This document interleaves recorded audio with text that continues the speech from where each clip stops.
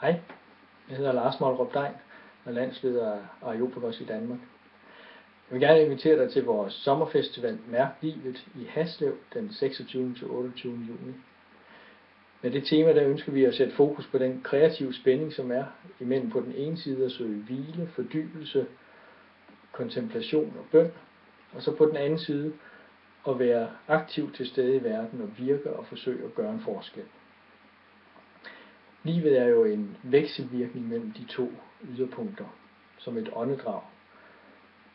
Og til at hjælpe os med at søge ind i det tema, så har vi inviteret en lang række spændende og vise personer, synes vi selv. Blandt andet Peter Halldorf fra Sverige, fra Nya Slottet. Vi har fået besøg af Mark og Lisa Scandrett fra USA, som arbejder med Jesus Dojos, en slags værksteder, hvor man øver sig i at være moderne efterfølgere eller disciple af Jesus. Areopagos er en gammel Kina-mission, og derfor har vi naturligvis også i år besøg af folk fra vores partnere i Kina og i Hongkong.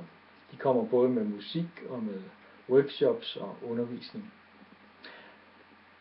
Vi har også besøg af en del kreative folk til at inspirere og udfordre os og gøre det festligt. Vi har 3 større koncerter med Sofia Hedia, med Kloster og med DJ Øjvind Borgsø og band, som spiller housemusik og spiller op til dans.